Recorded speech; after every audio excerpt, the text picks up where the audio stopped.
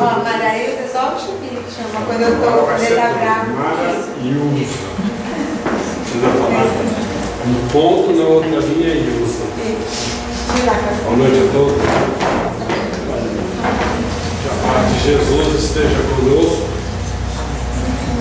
Quero agradecer as preces de todos vocês, a meu benefício, porque sabendo que o Chibi comentou de um acidente meu de carro, mas graças a Deus só foi dano material. Louvado seja Deus. Existe horas que a gente não entende, né? As coisas. Eu não sou de andar devagar. Não tenho essa facilidade de dirigir muito devagar. E eu saí de uma palestra em Fernandópolis muito tarde e eu já estava cansado de vou dirigir devagar hoje para não. Eu estou com um pouco de sono, achando que foi diminuindo, quando eu vi, há um bezerro no meio da pista.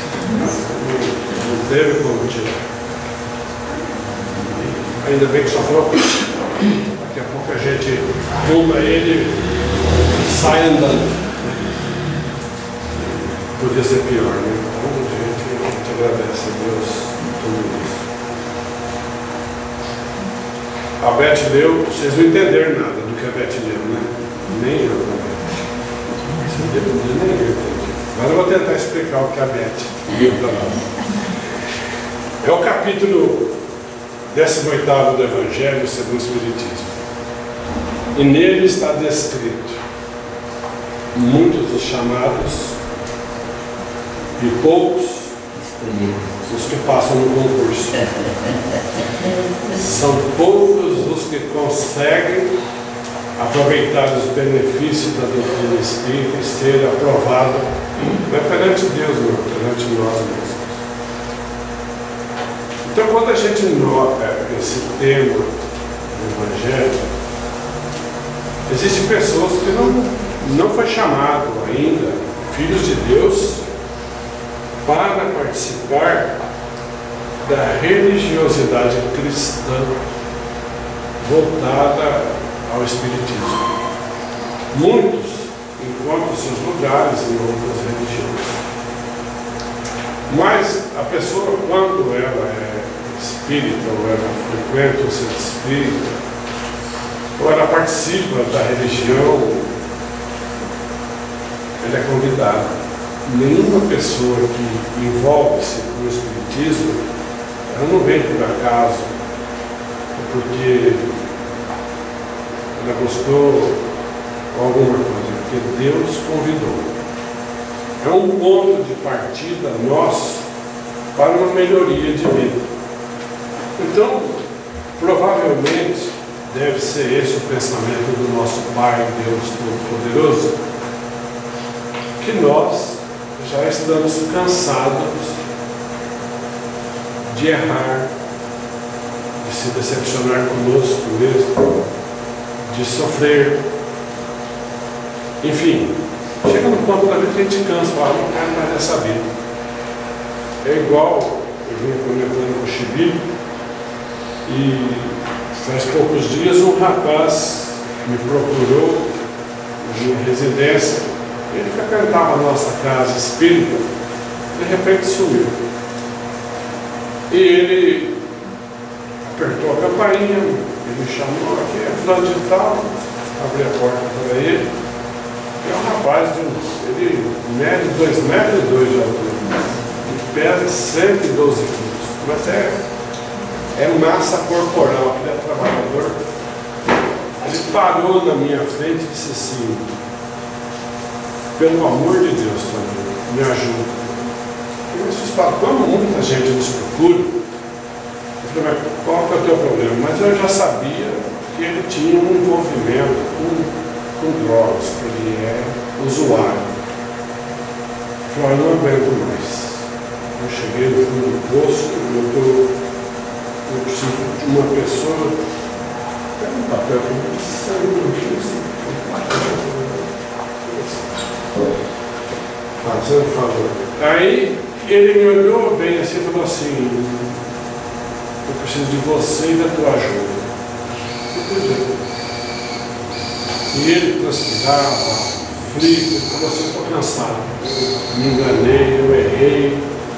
E essa noite eu pensei em uma pessoa que pudesse me ajudar, e logo veio você na minha lembrança, e eu estou te procurando. Você pode me ajudar? Eu falei: perfeitamente.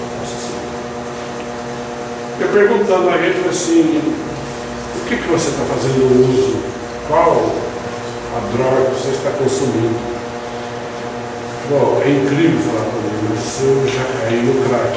E aí a situação é muito delicada.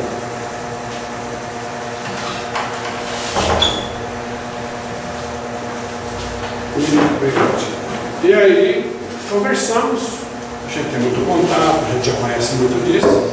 Liguei para uns amigos: estou com um caso assim, pode mandar. Nós abrimos uma vaga para ele.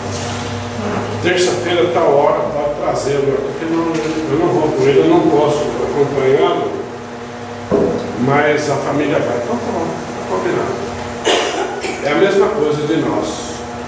Ele está cansado de fazer uso de coisas indevidas, prejudicou a saúde, o equilíbrio, o sossego, não consegue ser uma pessoa normal, é dependente químico de uma coisa que vai levar à morte se não parar. É a mesma coisa nossa. Nós cansamos de sofrer e de errar, não nessa vida, várias encarnações. Só que nessa nós já chegamos num ponto que nós falamos para ela: não dá mais. Se eu não tiver uma mão amiga, eu não consigo sair. Porque existem horas que a gente se entrava com os nossos problemas, com os nossos conflitos, com as nossas tendências. Por que eu sou assim? Por que eu faço assim? Por que eu não consigo me dominar? O que mais a gente recebe quando a gente quer uma mão amiga é a crítica. E crítica não ajuda ninguém. Então, Deus, olhando nós lá, onde eles se encontram, ele determina: desce para lá embaixo, acorde o Toninho lá, dá uma mão para ele, que ele está extenuado, ele quer se modificar na vida, ele quer um novo caminho na vida, ele quer ser feliz. Isso aconteceu comigo e acontece com vocês. A gente veio parar no centro espírita. E aqui a gente começa a ouvir, tomando passe, participando de estudos, interessamos um pouco mais pela doutrina, e a gente sabe que a doutrina espírita, ela é libertadora de consciência. A nossa consciência muitas vezes fica muito presa a preocupações e tensões, e a gente descarta Deus da convivência nossa. E esse é o erro e o perigo de nossa vida. Se nós descartamos Deus, que é nosso Pai e nos ama, nós temos que colocar uma outra coisa no lugar. Então nós colocamos os nossos conceitos, as nossas ideias, os nossos pensamentos. E por mais que a gente tenha boa vontade, por mais que a gente se ame, vamos falar, a gente não consegue sair do lugar, parece que a gente fica triste. Então, nós precisamos muito da doutrina espírita para se tranquilizar e ser feliz. E esse capítulo 18 é interessante pelo que está descrito. Desde há 2000 anos, a misericórdia de Deus mais intensamente está convidando todos nós a participar de uma grande festa. Jesus mesmo fez a comparação que Bete deu, que o reino de Deus é comparado a uma grande festa. Por quê? Quando nós vamos a uma festividade, primeiro que uma pessoa equilibrada, ela sabe que para ir numa festa tem que ser convidada, não é mesmo? Aí nós vamos com tranquilidade. E em Deus e na religião espírita, nós também temos que ser convidados. Nós recebemos esse convite. Mas nós não podemos fazer desse convite e de qualquer jeito. Nós temos que partilhar, porque Jesus já fez uma demonstração nessa palavra que quem foram os primeiros convidados foram os judeus. Eles não aceitaram o convite, deixaram de lado, até exterminarem com Jesus. Depois vieram outros apóstolos, outros santos, outras pessoas interessadas na doutrina do Espírito, nas coisas de Deus, que foram sacrificados. Quantas pessoas foram sacrificadas em nome de Deus? Muitíssimas. E vem vindo. Se a gente pegar os livros, Paulo esteve há 2000 anos, 50 anos depois, de algo de Cristo e renúncia, nós vamos verificar pessoas que deram muito de si e ganharam só sofrimento, mas Deus retribuiu isso tudo. Depois chegou num ponto que ninguém se interessou mais por religião. As pessoas que se apoderaram da religião fizeram dela o que eles queriam, o interesse deles. Como a gente vê muitos cultos religiosos nos dias de hoje, em que as pessoas descartam Jesus e sobrepõem o interesse material. Mas no fundo eles citam Jesus, que é um nome que dá valor. Citam Deus, mas na realidade não tem nada a ver. Aí chegou num ponto que Deus mandou chamar todo mundo para a festa. Mandou convidar todo mundo. Que fosse em qualquer lugar e chamasse todos. E todos vieram. Então foi o catolicismo, a parte evangélica, as igrejas renovadas. E a partir de 1804 já começou uma modificação no conceito terrestre, para preparar a nova fase de vida, que é um mundo de regeneração. Eu digo 1804, 208 anos atrás, porque foi o ano que reencarnou Hippolyte Léon Denis Arribail, em Lyon, na França, o codificador da doutrina espírita. O dia que esse senhor nasceu na face da terra, ele veio com a missão de nos deixar a doutrina espírita com esse nome. E ele, à frente, deixou esse legado. E ele é que fez, intuído pelos bons espíritos, pelo Espírito de verdade, assessorado pela misericórdia de Jesus, ele levou o Evangelho. E aí todos começaram a ser convidados. Porque quando vem alguma pessoa no centro espírita, não se faz pesquisa, não se faz uma ficha, não pergunta quem é, porque veio e nada. A porta está aberta, todos entram em procura de alegria e paz. Todos procuram isso. Renovação e tranquilidade. E aqui nós achamos. Porque aqui reina o que Jesus tanto quer. Amar a Deus acima de todas as coisas e o próximo como a si mesmo. Então todas as pessoas convidadas começaram a partilhar. Mas chega num ponto da parábola que diz assim: Deus mandou convidar todo mundo. Aí ele foi ver a festividade. Que uma religião, um encontro religioso, é igual uma festa.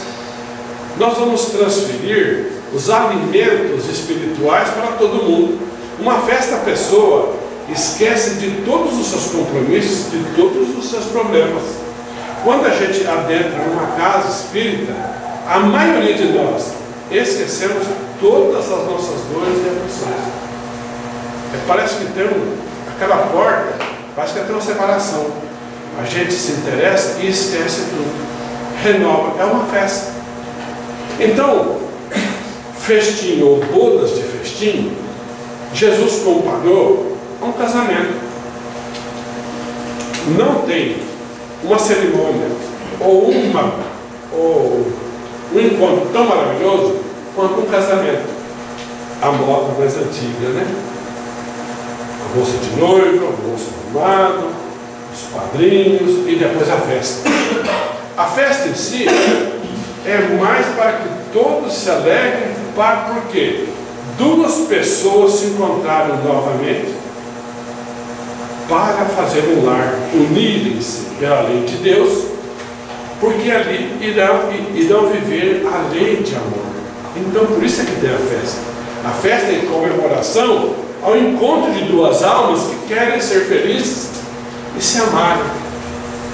Quando a gente vem à religião espírita, nós queremos comungar com Deus, de alma para alma.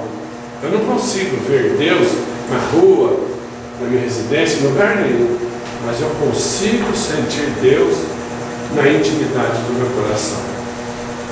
Como Ele tem que vir até o meu coração, eu tenho que prepará-lo muito bem. É como quem vai fazer uma festa, deixa um salão festivo, florido, enfeitado. Eu tenho que enfeitar o meu coração para Deus aproximar de mim. Por isso que é uma festa. Deus aproximar de mim na intimidade e conversar comigo e dizendo assim: eu já te forneci as bênçãos e te dei a parte justa. As bênçãos que eu te concedi, meu filho, é mais ou menos assim, é as bênçãos da vida. Você já conseguiu ver no mundo se ter algo mais fantástico e perfeito que o corpo humano? Não existe. É uma bênção. Eu lhe dei as luzes da inteligência para você se guiar, mas por justiça lhe dei também arbítrio, quer dizer, inteligência e vontade. Agora você passa da sua vida o que você quiser. Não é bem melhor nós comparecermos a festividades todo dia? Nós estamos sempre alegres. Nós nunca verificamos uma pessoa dentro de uma festa de cara amarrada. Há sorriso para todos os lados, há alegria para todos os lados. É assim que Jesus nos convidou. Aí diz assim: nessa festa Deus compareceu, hipoteticamente falando, e ele foi ver os convidados. De repente ele verificou que uma pessoa não estava trajada adequadamente, não estava com a túnica nupcial. Se ele convidou todo mundo, as pessoas podem ir de qualquer jeito, a não ser que no convite esteja estabelecido o traje. Mas no Evangelho ele mandou convidar. Mas nós entendemos hoje, depois que a doutrina espírita nos aclarou o juízo, que essa túnica é o comportamento de alma, é a humildade com que a gente reverencia a Deus, é as qualidades de virtudes que a gente coloca dentro de nós. É essa túnica. E diz que Deus ficou tão bravo que a pessoa não tinha túnica e mandou se retirar, amarrou ele pelos pés e jogou num lugar que queimava. Olha que situação difícil. A situação, explicando, é mais ou menos assim: Deus fez um convite para nós e Ele quer que a gente aproveite do que aprende na doutrina ou na religião e aplique nas nossas vidas e coloque dentro de nós. Em qualquer lugar que nós estivermos, nós temos que demonstrar que nós já não somos uma pessoa sem religiosidade. Não somos materialistas e nem negadores do bem. Então, em todos os momentos, nós devemos mostrar a todas as pessoas que nós temos um comportamento diferenciado, não santificado, então não conseguiremos, não é para já, mas um comportamento em que as pessoas se sintam felizes, contentes, respeitosas, prestam confiança e se alegram conosco. É nessa troca desse benefício é que Deus fala: realmente o meu reino está no coração dessa pessoa. Porque se a gente pegar uma túnica é duas costuras retas, não é? Um lado, outro do outro. É duas mangas compridas, duas costuras. E cortou a gola. Mais nada. Não tem nada de especial numa túnica. É uma coisa simples. Não precisa de adereços, de enfeites e tudo mais. Mas essa túnica que Jesus comentou lá é o que vai por dentro de nós. Por fora, como diz, bela viola, né? Todo mundo, ela é uma graça, ela é uma maravilha, ai que pessoa maravilhosa. Mas vamos apertá-lo um pouco para ver se ele é ou ela é tudo isso que ela demonstra. Nem sei. Pega nos interesses dela e dá uma cutucada. Então ela não é. Essa túnica é igual quando uma mãe ou uma avó manda fazer o que elas mandam, porque vai nascer um neto. Vamos falar assim, um neto. Não é mesmo? As mulheres gostam de falar isso, todo mundo se encanta, né? Então, quando você pega uma manta de nenê, a bordadeira borda o que a gente pede. E a gente sempre dá um tecido chamado piquê, né? Fez aí, Beto? Estou errando, não. Estou errando o caminho, não. Então, a mulher sabe o tamanho e ela começa a bordar à mão. Ponto por ponto. E vai fazendo o bordado aqui, do jeito que a pessoa pediu. Quando ela termina, ela demonstra assim: a senhora gostou da manta? Ai, que maravilha. Ela vai assim: olha o ponto no avesso. E vira sempre no braço. O avesso, os pontos do avesso está mais perfeito, mais bonito do que na parte demonstrativa. O bordado bonito é o que se nota no avesso, não é no direito. É isso, mas e nós devemos fazer os nossos atos ser mais sagrados e bonitos no avesso. No direito todo mundo pode demonstrar. O avesso é quando a gente introduz as coisas de Jesus em nós, no falar, no observar e no pensar. Porque essa túnica que Jesus disse, é isso daí, é o ponto no avesso. Dá para entender? Fácil. Porque existem pessoas que gostam de fazer, porque quando uma túnica ou uma manta não é muito bonita, a pessoa que borda, quando ela não borda perfeito, e os pontos estão todos feitos no avesso, ela põe assim na frente dela. Olha que bonito que está. Não é desse jeito? Quando ela fez a obra perfeita, ela faz assim: dá uma olhada para você ver no avesso. Então nós vamos ver o avesso das pessoas quando nós conversamos com ela. O que ela pode transmitir? Porque a religião não ficará nas mãos de 2 ou 3 pessoas, mas é de todos nós. Nós todos somos convidados para falar de Deus e de Jesus e chamar todos a essa festividade. Mas uma grande maioria de pessoas querem só abordar no direito, para se aparecer, para mostrar-se e demonstrar. E o avesso não fica bonito. Agora, vai chegar um dia que essa túnica que nós estamos construindo, ela vai ter que aparecer. É o dia que acaba a nossa vivência aqui na terra. E a túnica que nós vamos ter é a que nós vestimos nas atitudes nossas. E na hora que a gente tiver que colocar essa túnica, nós não podemos fazer igual aos casamentos que tem hoje, as festividades das bodas. Quem não tem um vestido, vai, aluga um. Quem não tem, compra um tecido, manda fazer do seu gosto, ou toma emprestado.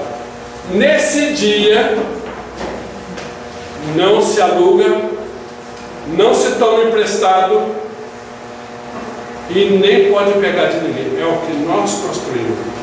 Cada palavra que nós emitirmos, cada situação que nós agirmos, é os pontos que nós vamos construindo.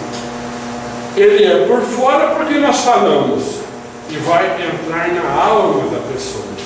Então, quando uma pessoa diz para nós assim: nossa, mas ele me deixou tão chateado, o que nós fizemos? O ponto no avesso daquela pessoa.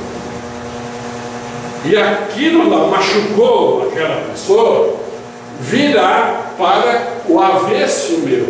Então eu poderei ter no futuro ou no presente momento uma túnica toda mal feita, manchada e suja. E depois não tem jeito de passar um semorinho para tirar. As mulheres aí que tem roupa que suja, passa semorinho, né? O vanish, né? Só dono de casa, né? Muito bem. Passa ali e tira a sujeira. Não tira.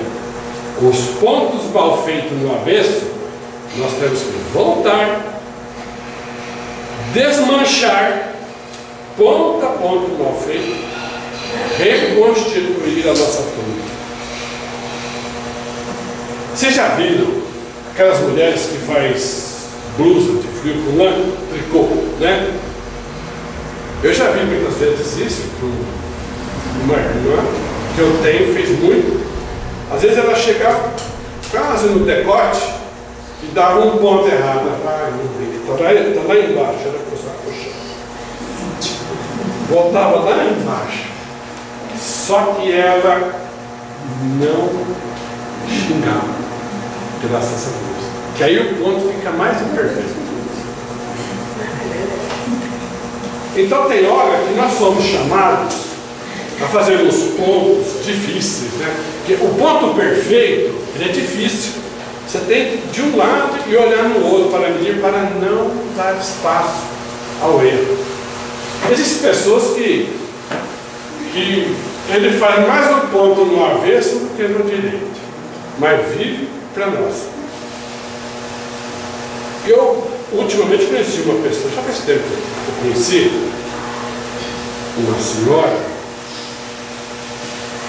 E essa mulher padece. Ela padece que não tem tamanho. Ela é uma senhora assim, alta, forte de corpo. Mas de tão bondosa que ela está ficando branca. Eu brinco com ela e falo assim, que ela não precisou da química do Michael Jackson para ficar branca. Que a bondade dela fez ela ficar branca. A vida dela é um padecimento. Outro dia eu perguntei para ela da vida dela, né? E ela começou a me contar. Falei, a senhora foi casada? Meu marido chamava fulano de tal, ele administrava a fazenda. Quantos filhos vocês tiveram? Ela falou assim, comigo foram 3. Fora ele teve 6. Não tem nada de doido. É uma pessoa que errou. E ela disse assim para mim, e eu nunca briguei com ele por causa disso. Nunca chamei a atenção dele por isso. Porque esses pontos mal feitos que ele fez, ele vai ter que voltar a refazer. Ela está livre. E ela foi me contando que ele gostava de criar confusão dentro da casa, do lar. Com tudo de errado e de verdade. Toda vez que ela nunca chamou a atenção dele pelos desvios. Ela se comportou como Deus queria. Ele foi colocando mais firme os pontos no avesso da coragem, da paciência e do perdão. Aí ele desencarnou, porque se nós começarmos a fazer muito ponto errado, nem a providência divina permite nos manter aqui. Ele desencarnou e ela passou a viver com uma filha. Vieram os netos por parte dos 2 filhos dela e de uma filha. Essa filha delas, elas conviveram muito bem até um dia que uma das filhas tinha 2 filhas, um filho dele. Essa mulher tinha 2 netas e um neto por parte da filha. A neta mais velha saiu de casa de noite, não voltou de madrugada, não voltou de dia, não voltou outro dia e começaram a perguntar. 2 dias depois acharam a filha e neta dela, filha da filha dela, neta dela, amarrada em uma árvore, assassinada cruelmente e parece que até colocaram fogo. Não sabe. A mãe ficou desarrumada. Rocha, próxima mãe na época. E a avó, que é essa pessoa que está me referindo, que só para toda vez, teve que sustentar a filha para não desistir da vida. Não faz muitos dias que eu fui nessa residência, uns 2 meses atrás, para dar paz na filha. E a mãe, já com 80 e tantos anos, essa senhora que eu estou falando, já está meio trêmula. Hoje ela não está boa. Hoje ela está só falando em se matar e tomar veneno. Os dias dela era para controlar para que isso não acontecesse. E ela, junto com a filha, ela começou a ganhar sobras de tecido, de tecelagem, confecção. E ela ia recortando e a filha ia costurando com muita dificuldade. E as duas faziam fuxico, roxas de fuxico. Não fuxicava nada. Com isso ela foi segurando a filha para não fazer um deslize, porque ela entrou em desarmonia depois desse acontecimento da filha. 21 dias hoje a filha desencarnou no aventurense. Fomos ao velório. Ela se comportou como ninguém. Calma, tranquila. Pediu-me para que eu silenciasse as pessoas e que desse uma prece. Todo velório vira mais festa do que amparo ao que vai. E eu sou muito educado, eu andei dando uns gritos lá e ficou tudo em silêncio. Aí ela foi falar sobre a filha. Hoje eu estou me despedindo daquela que foi minha filha. Agora ela se tornou minha irmã. Deus me concedeu e Deus está levando hoje. Olha que ponto perfeito. Sem nenhuma lágrima. Falava com clareza. É uma pessoa tão abençoada, sem nenhuma cultura. Só viveu em volta de panela, roupa lavada, roupa passada e obrigação. Na casa espírita que ela frequenta, ela da paz, precisava até fazer uma barreira, porque todo mundo queria sentar na cadeira aonde essa senhora estava dando paz. Porque aonde ela toca a mão é diferente. É a pessoa que mais faz os pontos no avesso. Quando a gente procura as coisas mais difíceis, minha vida está muito difícil. Essa mensagem que foi dada hoje responde a todas as dificuldades que nós imaginamos, que nós temos e possuímos. Dando atenção nisso daqui. É um recado para que a gente não faça ponto imperfeito. Então, tem gente, por exemplo, que fica triste, né, com os problemas. Outro dia mesmo, um pai aí, já com um filho de quase 30 anos, contando que não tem meios mais dos dois se entenderem. O filho acha hoje que é autônomo, que ele pode, ele sabe, e descartou o pai. Não pergunta nada ao pai. E o pai está vendo que o filho, ele não será feliz porque tomou umas atitudes radicais, orgulhosas, e longe de Deus para vencer na vida. E ele veio me contar como que eu faço também. Eu disse a ele o seguinte: esses filhos que Deus colocou em nossas vidas, os difíceis, é esses que nós temos que aprender uma lição chamada perdão. O perdão é a situação mais difícil para todos nós, perdoar. Porque se de uma alfinetada a gente sente uma indiferença, uma ingratidão, uma decepção, é como um punhal entrando em nós.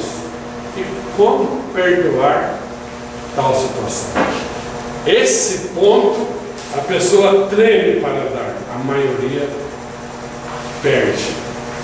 Foi por isso que o nosso Senhor Jesus Cristo deixou por último essa lição. E a última lição que Jesus nos ensinou foi a do perdão. Ainda nós estamos saindo da Semana Santa, como diz os católicos. Na quinta-feira à noite, Jesus fora preso. Na sexta já encaminharam ele para o Calvário e o sofrimento. Ele padeceu. Diz que o Senhor Jesus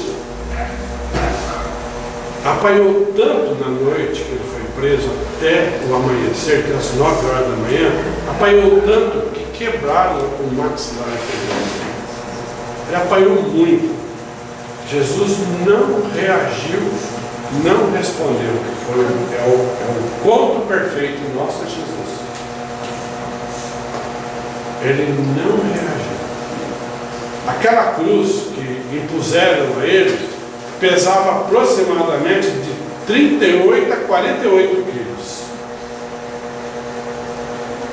Vocês imaginam que quando nós pegamos 2 quilos em uma mão e 2 na outra, aonde nós devemos chegar e falar assim: nossa, eu estou cansado. 4 quilos nas duas mãos. Ele carregou de 38 a 48 quilos, com uma coroa de espinho enfiada na cabeça, pessoal amaldiçoando ele, xingando e ofendendo e batendo. Os cravos que enfiaram nas mãos e nos pés dele não foi nada de brincadeira. Depois, quando Jesus estava na cruz, ele olhou bem para baixo e Jesus chorava na intimidade da sua alma. Porque no ponto perfeito que nós damos na vida, quando nós somos testados na nossa emotividade por uma pessoa querida que descarrega uma decepção, uma ofensa, uma mágoa, a gente chora mais por dentro do que por fora. E Jesus olhava tudo aquilo, aquela multidão contra ele, e ele pensava: não fiz nada para merecer isso. Olhou dos lados, deram de companhia para ele 2 ladrões, fazer companhia para ele. E ele começou a procurar os 12 apóstolos que tinham sido as pessoas que ele confiou tudo e amava. Nenhum, a não ser João, o evangelista, que cuidava da mãe dele. Só João, que também não podia fazer mais nada. Isso daí seria, se fôssemos nós, chamaríamos de ingratidão. E dói muito os nossos corações ainda pequenos, um pouco amor. Dói, como diz o capítulo, de doer. Jesus olhou bem isso, e como ele estava pensando aquilo, foi aí que ele lançou: Pai, perdoa-os, os 11 companheiros, mais a multidão, porque eles não sabem o que fazem. Elas são mais difíceis, mas é o ponto mais perfeito que nós constituímos na nossa vida. O Espírito de Emmanuel diz assim: mais vale nós carregarmos 1 tonelada de sacrifício do que possuirmos 1 grama de remorso. O que vale é o que está escrito na pergunta 922 do Livro do Espírito, Livro dos Espíritos, e a resposta. Allan Kardec perguntou ao Espírito de Verdade: o que faz uma pessoa feliz não faz outra. Os gostos são diferentes. O que nós podemos achar que realmente faz todo mundo feliz? Disse assim: o que faz todo mundo feliz seria a pessoa ter o necessário. A consciência em paz e a fé em Deus. Ponto final. O reino de Deus vai entrando nos nossos corações devagarinho, mas tem quem não tem. E tem a aparência. Ninguém enganará Deus dizendo: eu fui na religião, eu participava da religião. Não é isso que eu quero, meu filho. Eu quero ver como que você agiu com o seu semelhante. É o que eu quero. Aí, todos os nossos erros, todos os nossos prejuízos, todas as nossas traições que nós fizemos para o semelhante, vai ficar marcado na nossa vida. Nenhum pontinho ficará fora. Da mesma forma que todo bem que nós fizermos estará em nós.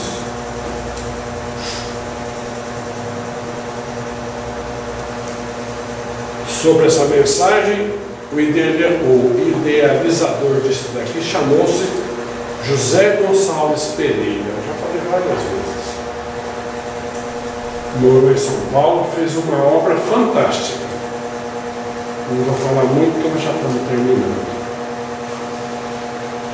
O senhor José Gonçalves Pereira, o dia que ele desencarnou, os espíritos vieram buscá-lo numa carruagem de luz. Mas não esqueçam também que um lavrador honesto que batalhou para ganhar o pão com uma enxada, uma mulher que não conseguiu atingir as metas dos conhecimentos e dedicou só à sua família, à fraternidade, aos amigos, e que só soube passar, lavar e cozinhar, receberão o mesmo tratamento dos apóstolos. Todos aqueles que não mentiram, que não enganaram, que não lograram o próximo, receberão o mesmo tratamento, na condição que ele conseguiu chegar. O Pai nosso que está no céu verificará cada um de nós pela túnica que nós levamos. E em respeito a todos nós, uma vez perguntaram a Chico Xavier: Chico, já aumentei isso aqui, reforçando a nossa conversa hoje. Você fica triste quando alguém te ofende? Eu fico. Uma ofensa sai tão rápido do ofensor que a pessoa diz assim: nem percebi. É porque ele já está com os pontos falsos há muito tempo. Já não percebe isso. O Chico disse assim: eu fico triste. Mas ficaria muito mais triste fosse eu o ofensor. Chico sabe por que falou isso. Que ofendendo alguém, decepcionando alguém, a túnica nossa irá manchar. Não tem o que tirar. Vai ser retirada em futuras encarnações. Deus vai até falar assim: eu te desculpo, mas você vai refazer. E aí o Chico disse assim, terminando: magoar os outros é terrível. Você já viu uma pessoa magoada, a gente fica em volta dela, agrada ela, conversa com ela, um dia, 2 dias, uma semana. Duro de tirar, mas existe coisa que não apaga mais. Aqui não é de madeira, não é? Mas aqui é. Esse orifício que tem aqui, então, vou falar assim, um prego, um parafuso. Se nós tirarmos isso daqui e colocar uma massa, sempre verificaremos que ali tem um buraco, um tempo. É igual ofender os outros. Por isso, é melhor sofrer calado, chorar baixinho e esquecer. Que tudo que faltar, Deus dará até 100 vezes mais.